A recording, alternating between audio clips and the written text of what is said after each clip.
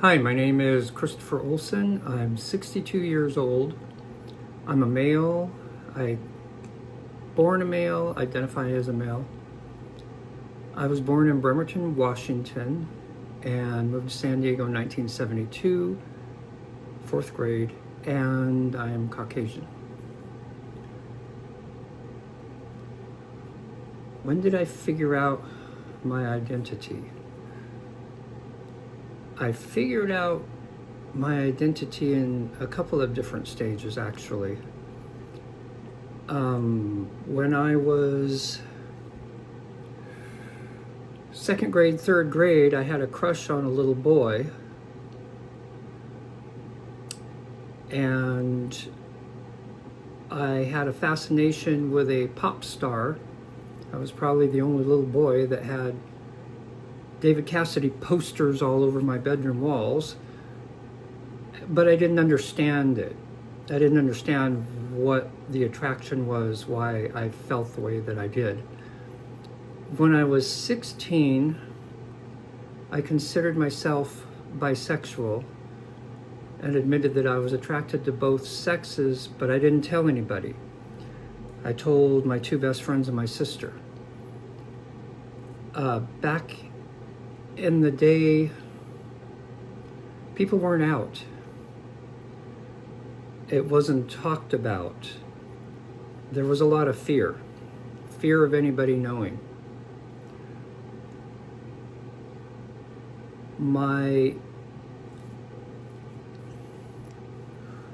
When I was 18, I came out to my grandparents, who I lived with, and they met my boyfriend. They thought they were okay with it. Then it turned out they weren't okay with it.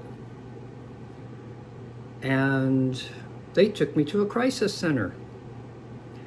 And the therapist talked to all of us for a few minutes. Then they talked to me.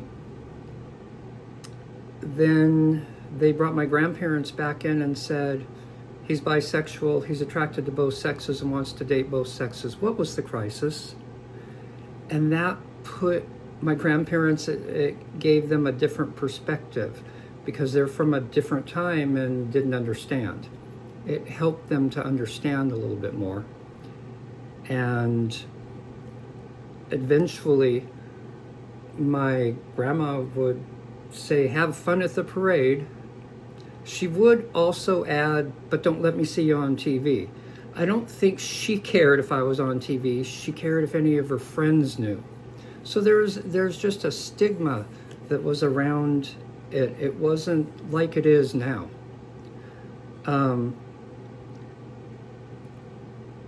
I dated both sexes, and then I got married, had a kid, went to church, sung in the chorus because that's what you're supposed to do. And then realized that didn't work for me. And then I left my wife and came out as gay, but still very closeted. I remember I was doing my grandma's hair, a car pulled up, and I said, this person that's coming in next is my new boyfriend, so be nice to him. And it was the first time that I came out again to her since being married. And she said, well, I think if she hadn't have screamed at you all the time that you it might have made a difference. Like that was going to make a difference whether or not I was gay. But she still didn't understand, but was trying to be understanding. So yeah, that's how it affected the people around me. It was a different time and nobody really understood.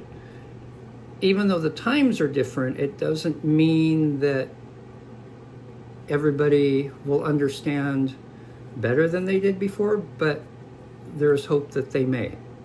There's a lot of people that I know that have kids that have come out, kids that are transgender, and they're so supportive.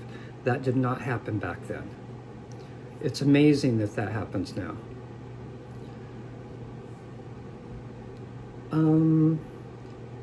AIDS, the AIDS scare. We were teenagers, and there was a very small group of us, and it was very scary. It was something you heard about on the news. You heard that people were being infected. You heard that people were dying. And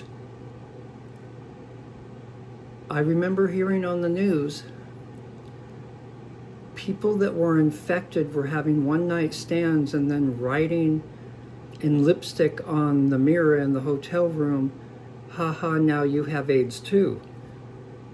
And these people would wake up to that, and it's like they were so bitter and upset that they wanted to infect other people also. It was a big deal.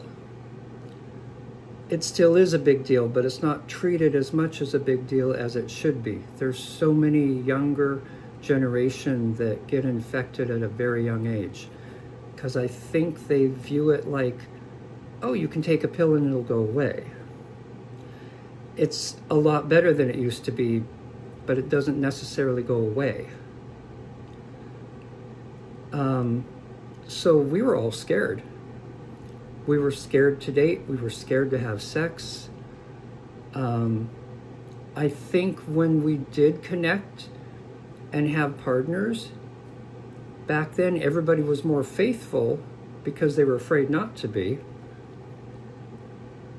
Then, yeah.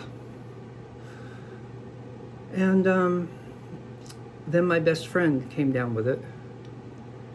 And him and my boyfriend didn't get along.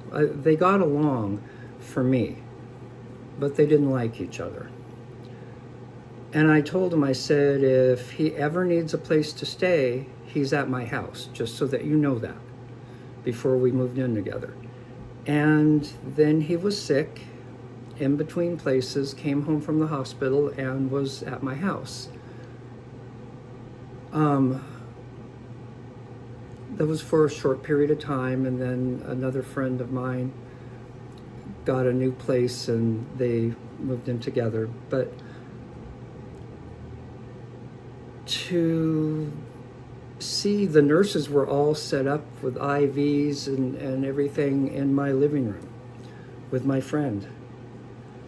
And even though my boyfriend didn't necessarily care for him, he came home for lunch and he couldn't really handle it. And then my friend died.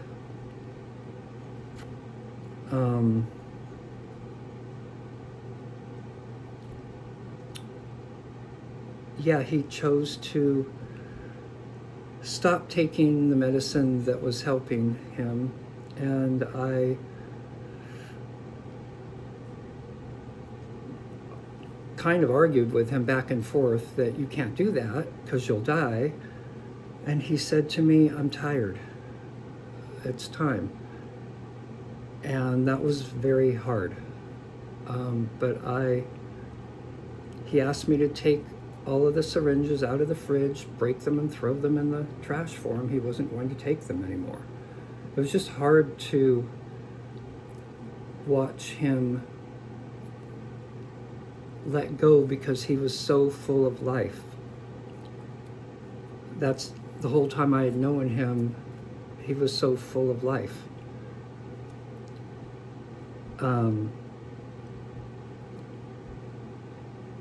Yeah, so that's how it affected us. That's how it affected me.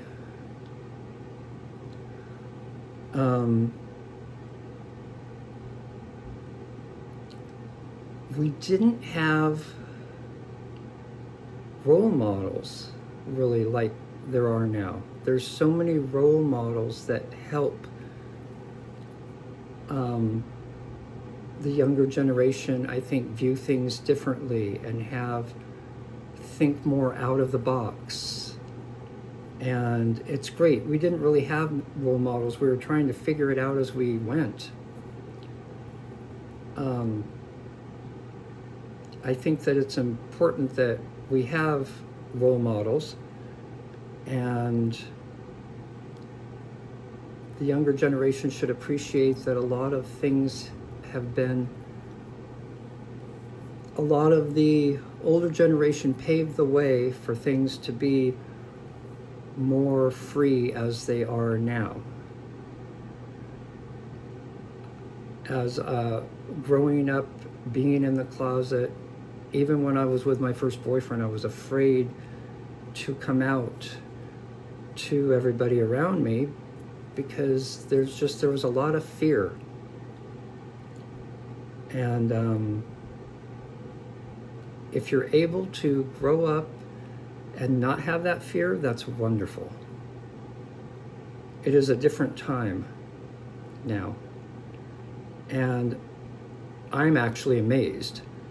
I never thought some of the things that have happened over the years and paved the way and how open things are, I never dreamed in a million years that it would be this way. So I would say it's great that the younger generation has role models and appreciate it. And also, we don't necessarily figure ourselves out all at one time. It's not like one day, oh, okay, this is it, this is how it is. Sometimes it could be that way, but I figured myself out in stages. I pushed it down and pretended like it didn't exist because I thought it was wrong, because I was raised in the church. And then when I came out the first time, I was bisexual because that was more okay than being gay, and I didn't understand really what I was feeling or how my life would turn out. And then I came out again as gay and no longer bisexual.